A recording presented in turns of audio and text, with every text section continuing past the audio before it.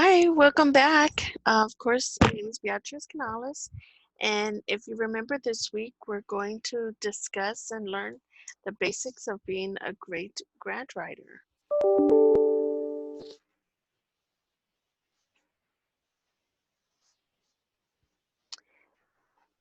Grant writing doesn't have to be like Mr. Incredible, where you're just typing away all day on a computer, not very exciting.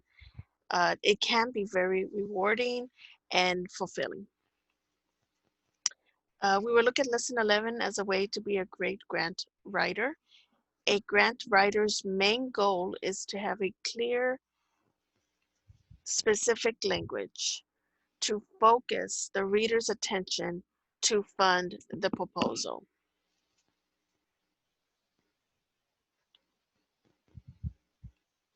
And lesson 12 will focus on grant terminology and the budget process. It will, or development, it will also introduce, I will also introduce grant opportunities for teens to apply now.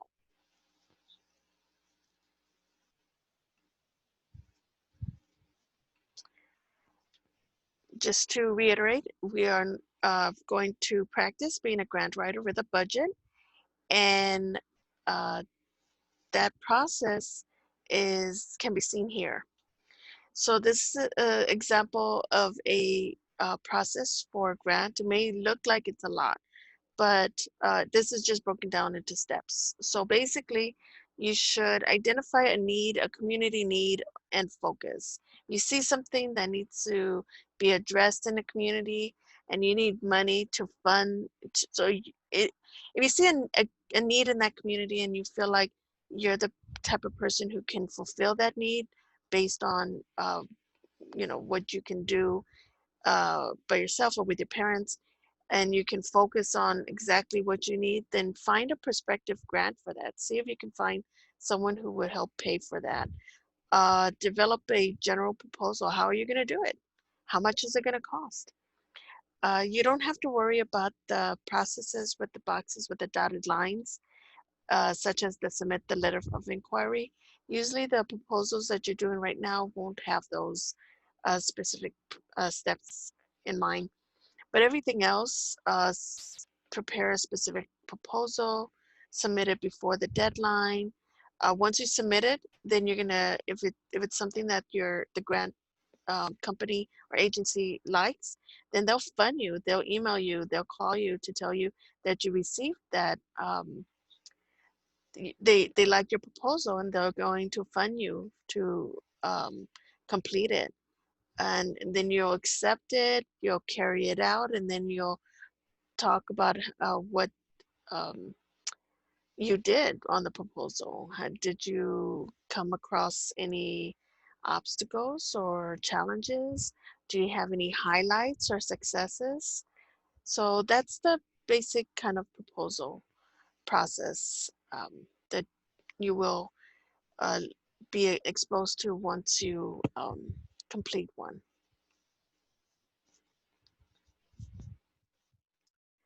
So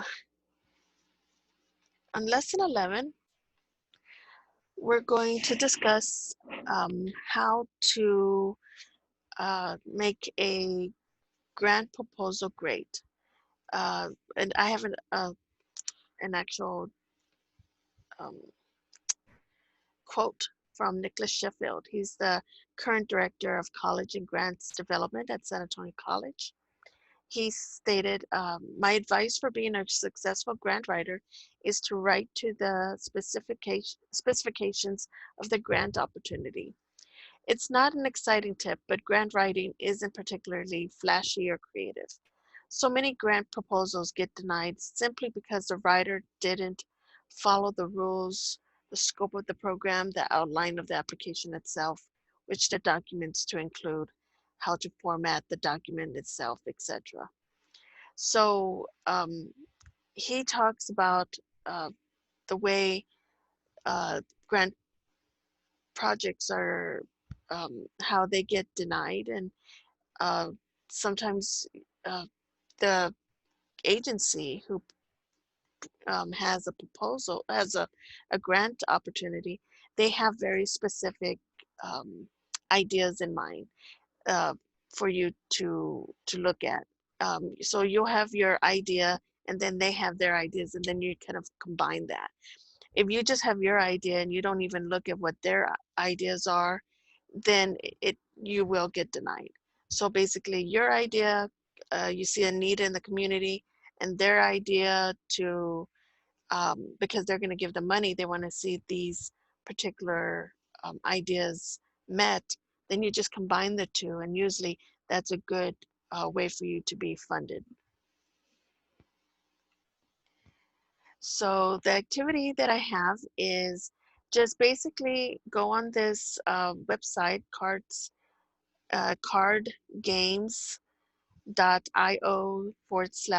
CHESS,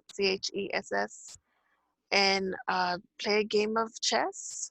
And that's um, that activity is about uh, looking ahead, and it's about steps.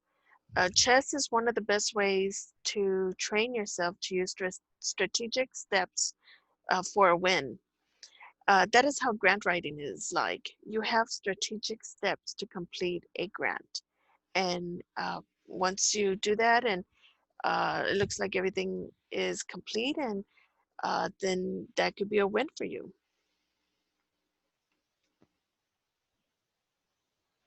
So lesson 12, it will discuss how you can prepare for a proposal now. Susan Espinosa was a grant writer for San Antonio College, and she was a grant writer for over $1 million worth of grants during her tenure at SAC. And this is her advice. Never use the words could or would. Always use will and can, because you're sure that you will get the money and confident that you can do what you say you will.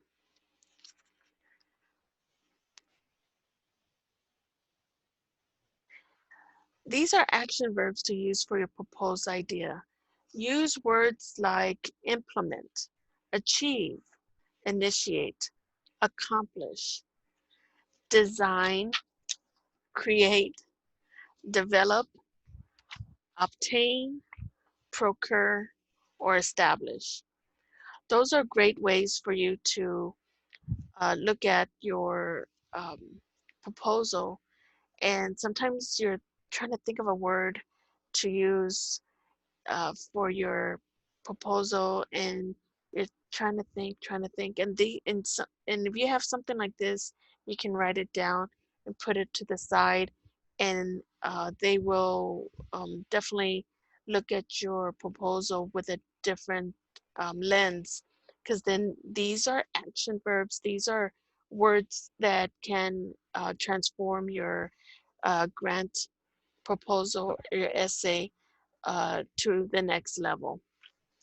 Here is a link to a video on how to create a budget for your proposal.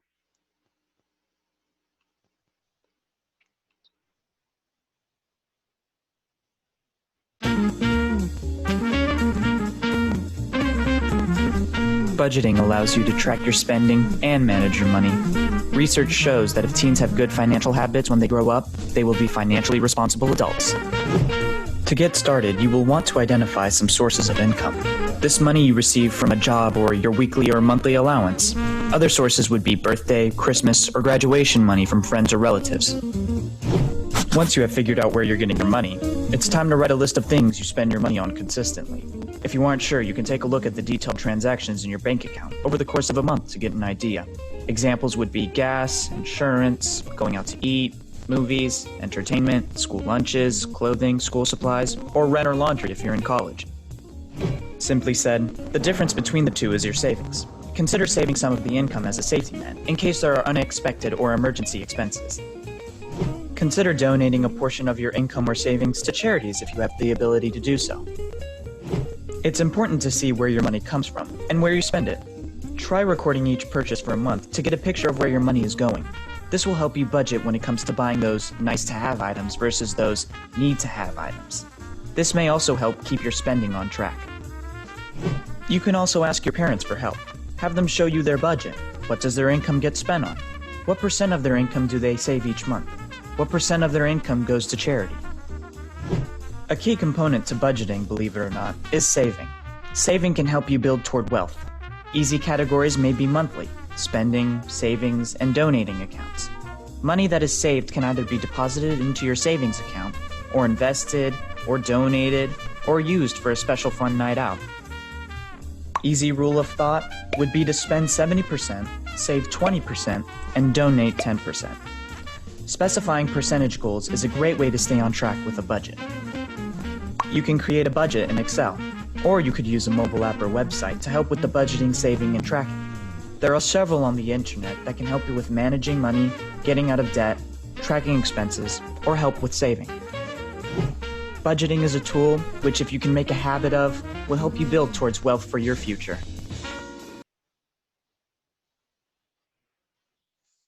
Okay, so that is a quick and fast way to look at a budget. You look at your expenses, and your income is based on what your proposal is. If the grant opportunity says, we'll give you $500, tell us what you're going to do with that $500. So basically, you're going to look at your budget and say, well, I have these expenses. It could be printing from your printer, could be anything relating to your proposed um, event or your proposed project. And then you can look at the income that comes in. Sometimes a budget could show, well, I have all these expenses and I only have this much income. And you can even include any income that your parents give you.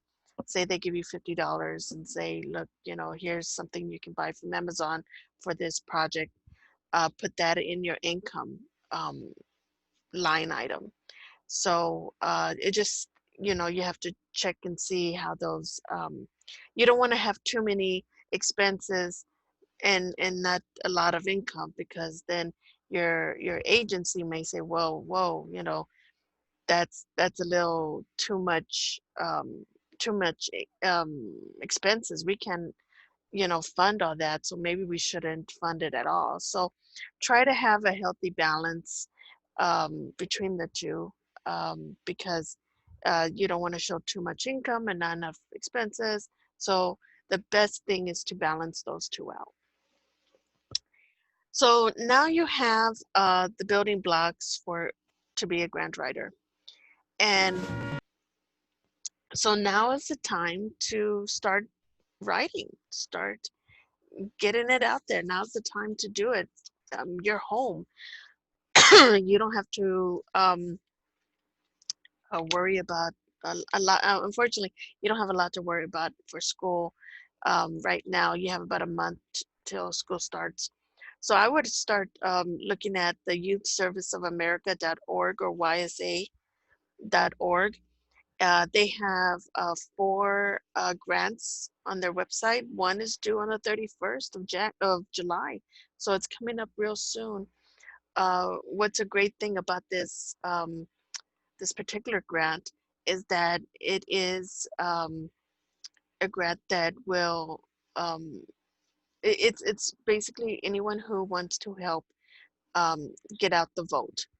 It's not part of it doesn't matter where you are on your, if you're Republican, Democrat, it doesn't matter, just as long as people vote. So if you have an idea of how to make that happen in your community, online, or in your household or outside, then this would be a great opportunity to go out there and maybe you can get some money. It's actually $500 for, they're going to give $500 to the person who, um, I think it's multiple people. They call them fellows. And they're going to give $500 to you, and then you're able to give $500 to other people. So say you have friends who you're going to partner with to get out the vote, on social media, online, in person, by mail, snail mail.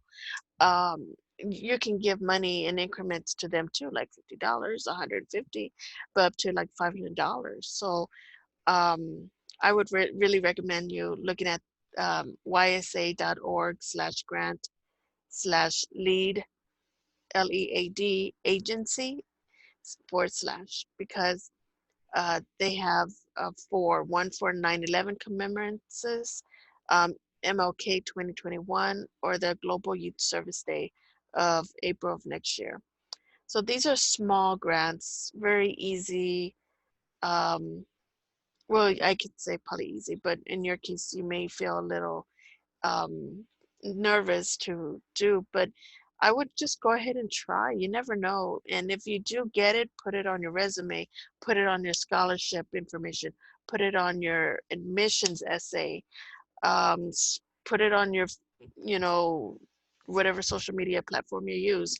Just put it out there that you receive it, because you never know what gifts will come from that. So with that said, my final thoughts. Let's go back. So my final thoughts about grant writing basics is that grant writing is like chess. Prepare and research a need in the community. Remember your terminology, your action verbs, and your budget skills. And apply for grants now. Um, it's money that you don't have to pay back, and it's great to look on your resume. You can put down that you're a grant writer, and that is a very, very big accomplishment. And you don't have to, and that shows leadership. So for next week, you don't have an assignment. You're going to be listening and seeing former teens that about their experiences on the Teen Leadership Council and how it shaped their college and their personal lives. And I think it's a great opportunity to hear what other teens went through. Um, in the same way that you are going through. So thank you so much for listening, and I hope to see you next time.